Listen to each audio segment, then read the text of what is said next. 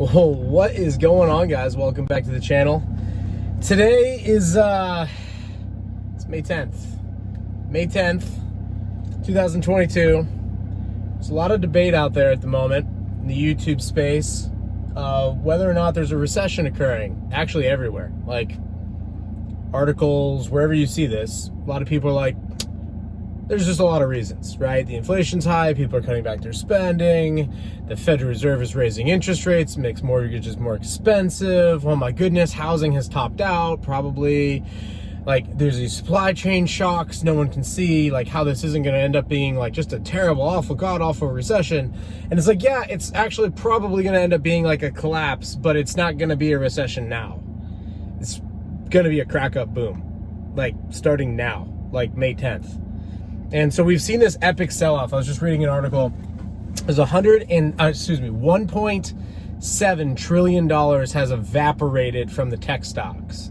But just an hour ago, they're recovering or whatever. They're down a lot. Like Netflix is, like they've taken a beating, right? Apple dropped 6% in one day last week. Amazon had its day. Uber is probably about to have its day. Facebook had a 20-day sell-off, right? Like in the last 30, 90 days, this has happened.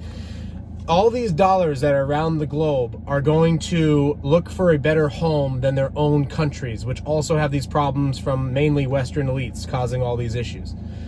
So what's going to happen is those dollars are going to look for a new home and they're going to come back on shore. But the way that they're going to come back on shore here in North America is they're going to go into Netflix or the FANG stocks or these typical whatever, these Tesla, like that stuff. It's going to cause a Mises crack up boom. Mises wrote about this. I have books linked below. You can check. I'll try to highlight one of his. I believe this is in Human Action by Mises. But he talks about this crack up boom right before the Weimar hyperinflation. It's the Austrian economists would describe this as like when you do currency printing, people feel artificially wealthy, even though when you denominate it by like, you know, actual real growth, it's negative and falling. But mathematically or numerically, like it looks like it's good, like it looks like your revenues are increasing, it looks like, you know, and you see it like in gas will spike, it's a cost input, but ultimately it's causing inflation to occur. The Federal Reserve refuses to do the proper textbook answer, and there's like 70 years of textbooks going all the way back to like Benjamin Graham in like the 30s that write about this. Like when the inflation is X and you want to stop it, it needs to be like X plus 10%, X plus 20%. So if the inflation is stated at 8.5%, which it's not, because if we measured it the way they measured it in 1980, it would be 16%. But let's just say 8.5, fine, screw it. The interest rates have to be 10.5 to stop that inflation. Really, if it's 16, you need to have a right gauge, and the interest rates need to be 18 or 18.5. And if you go back in history, you'll find 1980, 1981, that's what, when last time the inflation was this high, the interest rates were 18%. And it did fix the problem. We're not going to do that this round.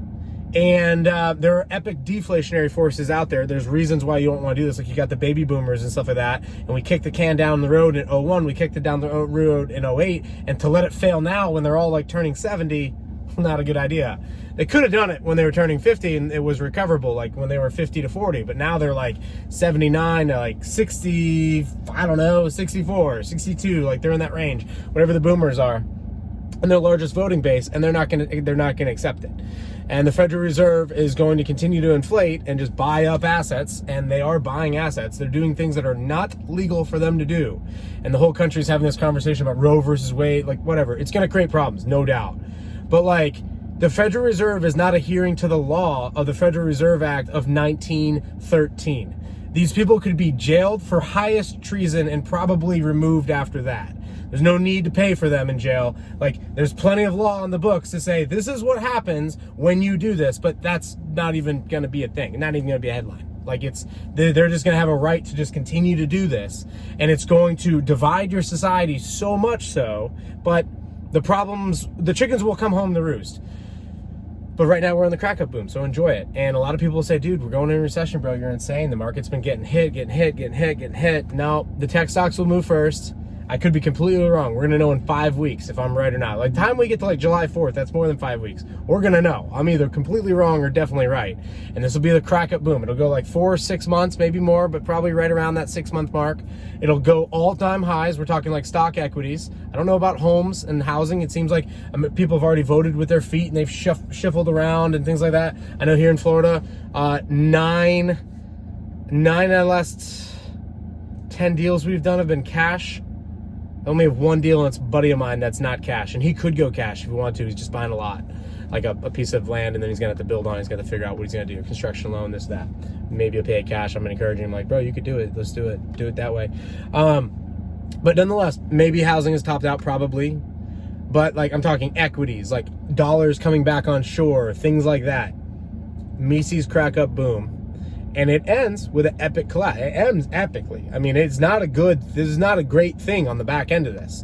And like right at the end, like people, like, I have the phone, I've got buddies buying boats. I got buddies, hey Trav, should I cash out the equity in my house and throw it in the market? Like, this is calls like 3 weeks ago. And this is cash and stuff like that that's happening. People are doing this. And once it starts to move and those onshore dollars, those dollars come back on shore, they start to move the needle. Oh, well, Netflix was down 50%, but now it's back up 10%. I should get on real quick. Oh, it's up 20%. I should get on it. And oh, it hit a new all-time high. And then crash. 80%, 90% of like all equity loss just will just in the last final crash when everyone's all fully in. Like fully in. And not everything is fully in. They printed $10 trillion in the last 2 years. $10 trillion. And yet people still want to use the dollar. Okay, I'm just saying, like, it's going to end really bad. Going to end really, really bad. But 4 trillion of those dollars are not moving. They're sitting in institutional accounts, like Goldman Sachs and like people like that, like JP Morgan. Like, it's just sitting, waiting for this pullback, this correction, and it's going to come on this. It's actually going to play. Like, the insanity of how crazy this could actually get, especially because they won't raise the interest rates, could get really, absolutely. This thing could get lit. And then it's gonna then it collapses. And then you're not talking about recession. You're talking about it's a depression. We need to, and we're already in it. It's just we're in the beginning innings of it. It doesn't get bad. It doesn't get memorable until 1933. You hear about the stock market crash of 29, and everyone blames that. But really, it's the loose money policies of like the early 20s. That's really the issue. It takes a while for it, and then you see the effects of this in 29, and that everyone marks that as the beginning.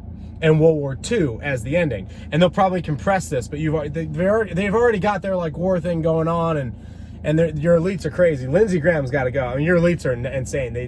These people want to kill you. I mean, like they are absolutely insane.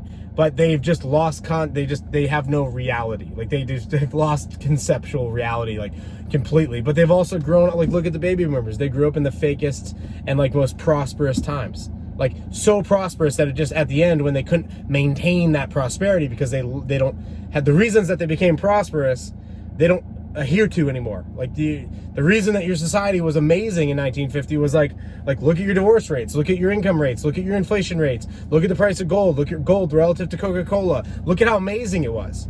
And then it's like you wanted to keep kicking the can in the 70s when that wasn't. Like, I mean, really, it goes back to Kennedy, and Kennedy wants to do something with silver, and then like he dies a couple months later, and then they take silver out of circulation, like literally right after that, and then 71, like, you're broke. There's only 7 years there. Kennedy's dying, and like, you know, you've got 71. There's only a little bit of time there, but that was enough to be like, oh yeah, now we're officially broke, and then you've got like the stagflation of the 1970s, and that kind of sucks, but there were adults in the room. Paul Volcker was like, yo, we're going interest rates 18%. This is going to suck. And there was an appetite to like do it. You think that people are going to accept 18% interest rates now? They're going to riot. They're going to do crazy things. If your own, like, you know, security apparatuses, like your 3-letter agencies haven't done even crazier things on top of that, like releasing weapons that are chemical or whatever over in Ukraine. That's obvious false flag event they're setting up for right now. It's obvious. But it'll give them the excuse to keep the money printer going, and that will help fuel this Mises crack up boom. So it's going to be a contrary thing to say that we're going into a crack up boom. And I will be dead wrong in 5 weeks, or I will be absolutely right. We will know. Like July 4th, we will know. I was right or wrong. but I'm calling Mises crack up boom. And I think like May 10th is going to be like the moment where we're like, yeah, it started then.